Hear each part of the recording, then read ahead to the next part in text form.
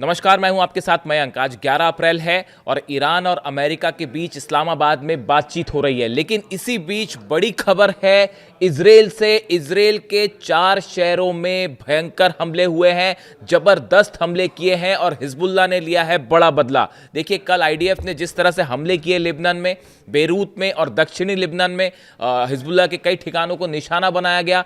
उसके बाद पिछले कुछ घंटों के अंदर हिजबुल्लाह की तरफ से बड़ा अटैक हुआ है इजराइल में। हाइफा में, साफेद में, किरियत शिमोना में और गैलीली, इन 4 इलाकों में ड्रोन्स और मिसाइल्स और रॉकेट से हमले किए गए। हाइफा की बात करें, हाइफा में इजराइल के नेवी बेस के ठीक ऊपर एक बैलिस्टिक मिसाइल गिरी है। देखिए, ये मिसाइल ने हिट किया बेस को। ये देखिए, बड़ी सारी मिसाइल्स ऐसी फायर हुई हैं, ड्रोन्स अटैक हुए हैं, रॉकेट अटैक हुए हैं, जिसको कई को इजराइल के डिफेंस सिस्टम ने रोका भी है। लेकिन मैं आपको उन जगहों के बारे में जानकारी दे रहा हूं जहां पर हिट हुई है मिसाइल। बताया जा रहा है हाइफा में इजराइल के नेवी बेस के ऊपर एक हाइपरसोनिक मिसाइल से अटैक हुआ, जिसने नेवी बेस को हिट किया है। यह हाइफा का हाल है। आप देखिए, साफेद तस्वीरें सामने आई हैं। यहां पे कई जगह पर रॉकेट्स गिरे हैं और एक बिल्डिंग पर भी रॉकेट गिरने की तस्वीर आई है जिसमें आग लग जाती है। इसके अलावा किरियत शिमोना में भयंकर अटैक हुए हैं। किरियत शिमोना में कई जगह सड़कों पर, बीच में जो है वो गड्ढे हो गए हैं। आग की तस्वीरें आई हैं, कई गाड़ियां तबाह हुई हैं। जो 300 से 400 लोगों का कत्ल किया गया लेबनान में, उससे हिजबुल्लाह बेहद नाराज, बेहद गुस्से में और लगातार जो है हमले हो रहे हैं। इसी तरह गैलीली में भी जो है वो तबाही की खबरें आ रही हैं। गैलीली को भी निशाना बनाया गया है। यानी 4 जगह ऐसी हैं इजराइल की जहां लगातार पूरी रात हमले होते रहे। और इतना ही नहीं, सिर्फ हम इजराइल की बात ना करें, इसके अलावा देखिए जो खबरें हैं, 4 देशों से खबरें आई हैं। अगर हम पिछले कुछ घंटों की बात करें, 4 देशों से खबरें आई हैं। बहरीन में देखिए, बड़ी हैरान करने वाली बात है, बहरीन में भी धमाकों की खबरें आई हैं। हालांकि ईरान की तरफ से, आईआरजीसी की तरफ से बयान आया है कि बहरीन में जो हमला हुआ है उसमें ईरान का हाथ नहीं है और आईआरजीसी ने हमला नहीं किया और ये फॉल्स फ्लैग ऑपरेशन भी हो सकता है। यानी कि जो बातचीत हो रही है उसको डिरेल करने की कोशिश हो सकती है, ईरान का ये कहना है। लेकिन बहरीन में अटैक हुआ है, बहरीन में जो है वो आग की तस्वीरें सामने आई है। इसके अलावा कुवैत में ड्रोन अटैक हुए हैं। कुवैत में अमेरिका का जो बेस है उसके पास ड्रोन अटैक की खबरें आई हैं। वहीं आप देखिए, उत्तरी तेहरान में भी कई जगह धमाके हुए हैं। यानी भले सीज फायर हो, लेकिन ये धमाके वाला सिलसिला जो है लगातार जारी है और लेबनान पर हमले जारी ही हैं। यानी आप देखिए, कई जगह जो है वो अब भी लगातार हमले जारी है और इस्लामाबाद में बातचीत हो रही है। यानी हालात ऐसे हैं कि किसी भी पल एक बड़ी जंग की शुरुआत हो सकती है। अब हम एक बार आते हैं बातचीत को लेकर। आपने तस्वीरें देखी, ईरान का डेलीगेशन जो है वो इस्लामाबाद पहुंचा। कालीबाफ और अब्बास अराक्ची साहब दोनों मौजूद थे। प्लेन से उतरने की तस्वीरें उनकी सामने आई। सेरेना होटल में जो है वो बातचीत होगी। जेडी वैंस पहुंच चुके हैं, जेडी वैंस के साथ बातचीत होगी, उनका अपना डेलीगेशन साथ में है। लेकिन इस समय जो खबर आ रही है इस्लामाबाद से, जो अंदर की कुछ खबरें हैं, देखिए, जंग की सूरत में अब किसी को, जहां तक जंग का सवाल था, किसी के मन में अब ये डाउट नहीं है। पूरी दुनिया इस बात को अब मान चुकी है कि ईरान ने अमेरिका और इजराइल को, दोनों को झुका दिया। ये जंग के हालात है। जितने स्ट्रैटेजिक आप एम्स देख लीजिए, ईरान ने सब के सब पूरे किए और किसी भी उद्देश्य में अमेरिका जो है वो सफल नहीं हो पाया। वो आप सब जानते ही हैं, पूरे बेस तबाह है और जो है हॉर्मूज पर कब्जा है, सब कुछ है, ये आप जान रहे हो, पुरानी बात हो गई। अब देखिए, इस बातचीत में भी अब विदेश नीति के स्तर पर भी ईरान की बहुत बड़ी जीत हुई है इस्लामाबाद में। अब आप पूछेंगे कैसे हुई है। ईरान ने बातचीत के लिए बड़ी साफ शर्त रख दी। पहली बात यह कहा कि ईरान की जितनी संपत्ति फ्रीज की गई है उसको रिलीज किया जाए। देखिए, इस समय एक बड़ा उद्देश्य ये भी है कि ईरान में जो तबाही हुई है उसके बाद वहाँ पे लोग बड़ी मुश्किल हालात में हैं, उनको राहत मिलनी चाहिए। ईरान में तेजी से हालात सामान्य करने हैं, ये बड़ा एम है ईरान का। उस लिहाज से ईरान की जो संपत्ति है, एसेट्स हैं जो कि फ्रीज किए हुए हैं, उनको डिफ्रीज किया जाए, उसको रिलीज किया जाए। इस चीज के लिए अमेरिका तैयार हो गया है। अमेरिका ने ये शर्त मान ली है। ये खबर अभी अभी आई है। देखिए, आज मैं वीडियो सुबह जल्दी अपलोड करता हूं, आज थोड़ा लेट किया मैंने, क्योंकि मैं इंतजार कर रहा था पुख्ता जानकारी आपके पास आए फिर आगे बढ़ा जाए। तो देखिए, ये है मामला कि अमेरिका इस बात के लिए राजी हो गया कि साहब हम आपकी संपत्ति जो है वो रिलीज कर देंगे। दूसरी चीज, ईरान अड़ गया, जब तक लेबनान में सीज फायर नहीं होगा तब तक हम जो है वो बातचीत नहीं करेंगे। इसको लेकर देखिए, अभी जो नए डेवलपमेंट है उसके मुताबिक इजराइल और लेबनान के बीच में मंगलवार से सीज फायर को लेकर बातचीत शुरू होगी। हालांकि ये मुद्दा वही है, अब नेतन्याहू अपने हिसाब से चीज़ों को तोड़ मरोड़ के और अमेरिका के दबाव में चीज़ें करने की कोशिश है, लेकिन ईरान इस बात के लिए अड़ गया है कि पहले आप लेबनान से सीज फायर करिए तभी बातचीत होगी। तो संभवतः जो हालात लग रहे हैं कि जल्दी ही इसको लेकर भी जो है अमेरिका झुक जाए, फॉर द टाइम बीइंग तो कम से कम झुकी जाए और ईरान की शर्तें मान ले।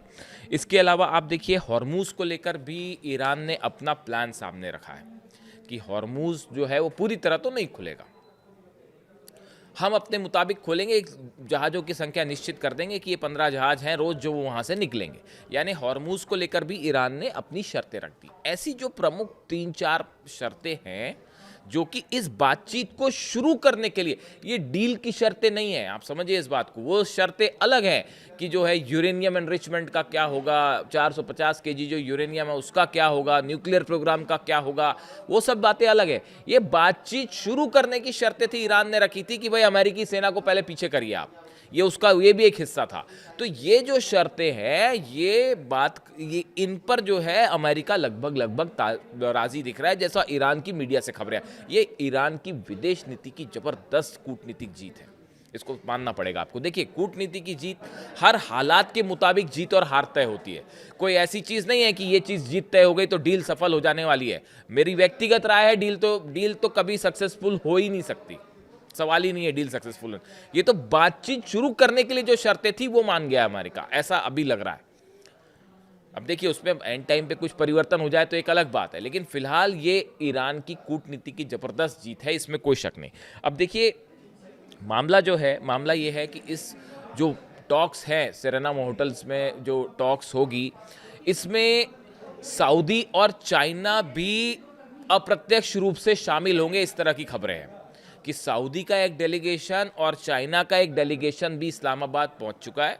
भले इसके बारे में साफ साफ जानकारी ना आए, लेकिन चीज़ें आई जाती हैं पता। ये भी जो है एक टॉक्स में सीधा शामिल ना हो, लेकिन परोक्ष रूप से इसमें शामिल हो सकता है, पीछे से शामिल हो सकता है। यानी देखिए, हो क्या रहा है असल में, इस टॉक्स में चाहे जितने पक्ष शामिल हों, चाहे सऊदी हो, चाहे चाइना हो, चाहे अमेरिका हो, ईरान हो, हर पक्ष की ये कोशिश है कि वो अपने इंटरेस्ट के मुताबिक इस डील को आगे बढ़ाए। अब इसमें हकीकत ये है, मामला कहाँ फंसा हुआ है, मामला यहाँ फंसा हुआ है हॉर्मूज को लेकर। देखिए, जब तक ईरान के हाथ में हॉर्मूज है तब तक ईरान का अपर हैंड है, इस बात को साफ समझिए, और इसीलिए ईरान जल्दी हॉर्मूज को खोलेगा भी नहीं। अमेरिका के आप बयान देखिए, डोनाल्ड ट्रंप का ये कहना कि उनका जो बयान आया आपने सुना होगा कि ईरानी इसलिए जिंदा है ताकि वो बातचीत कर सके, वो डील कर सके, मेरी नज़र में निहायती शर्मनाक बयान है। ये बयान अभी भी ये बताता है कि अभी भी अमेरिका के राष्ट्रपति ये बात नहीं समझ पाए कि ईरान को डरा धमका कर तो आप नहीं झुका सकते, और ये बात जब तक अमेरिका नहीं समझेगा तब तक किसी तरह की डील नहीं हो सकती। हर कदम पे झूठ, हर कदम पर धोखा। कैसे लोग हैं, मुझे जो शर्म आती है। धमकी दे रहे ईरान को कि ईरानी इसलिए जिंदा है क्योंकि वो डील कर सके, ये अमेरिका के राष्ट्रपति कह रहे हैं। क्या कहा जाए। देखिए, ईरान में अली खामेनी साहब जो है सुप्रीम लीडर, उनका विजन एकदम साफ था। वो सब समझते थे किसकी क्या नियत है, कोई डील विल नहीं होने वाली। हर शख्स का मकसद यहां सिर्फ यही दिख रहा है कि कैसे ईरान से को फंसा के फायदा निकाला जाए, बस यही हकीकत है साहब। कोई एक भी पक्ष ऐसा नहीं है इस डील में जिस पर ईरान भरोसा कर सके। बताइए किस पे भरोसा कर सके? अमेरिका पे, जो 165 बच्चों पर हमला करके उनकी जान लेता है। सिर्फ तेल चाहिए इनको। हॉर्मुज में ट्रंप फंस गए हैं और गर्दन पकड़ ली है ईरान ने, बस हकीकत इतनी है। और जब तक ईरान के हाथ में हॉर्मुज है, दुनिया का कोई माइका लाल जो है वो ईरान को हरा नहीं सकता।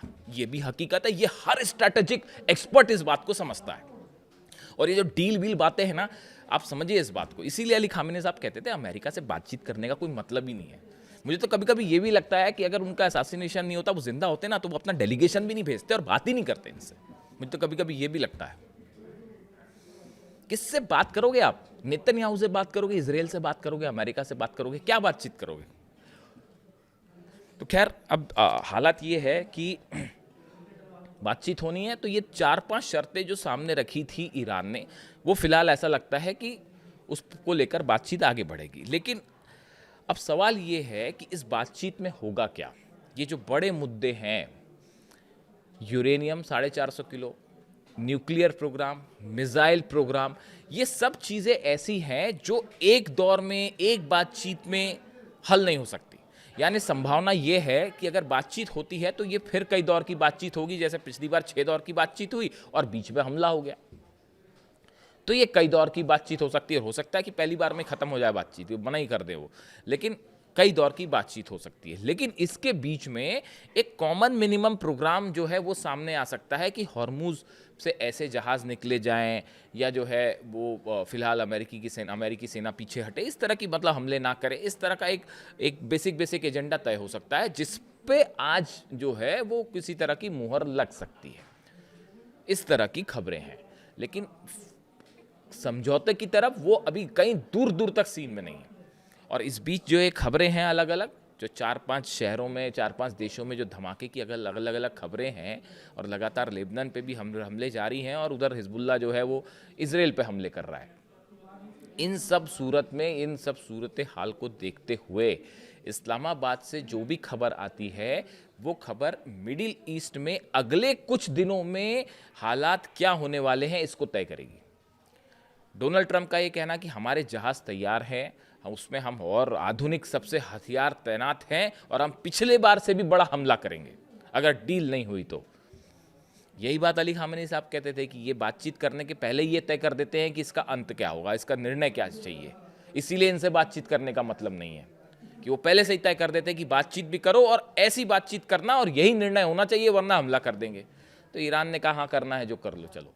उसके लिए मुस्तफा खामेनी ने आदेश दे दिया है वहाँ पे, तो पूरी सेना एक जो है तैयार है, और तेजी से मिसाइल प्रोग्राम फिर आगे बढ़ रहा है। ये जितने लॉन्च पैड्स खत्म हुए थे ना हमले में, वो पूरे 24/7 घंटे जो है वो काम चल रहा है ईरान में, और तेजी के साथ लॉन्च पैड्स फिर से तैयार किए जा रहे हैं, और बड़ी जंग के लिए ईरान तैयार है। यानी जंग के लेवल पर ईरान की जीत हुई है, और विदेश नीति के लेवल पर भी जबरदस्त जीत हासिल करी है ईरान ने। और देखिए कितने सारे देश आज बातचीत करने के लिए जो है वो झुके पड़े, including president of United states. तो अब इस्लामाबाद से क्या खबर आती है इस पर नजर रहेगी, जैसे अपडेट होगा आप तक पहुंचाऊंगा। Thank you so much.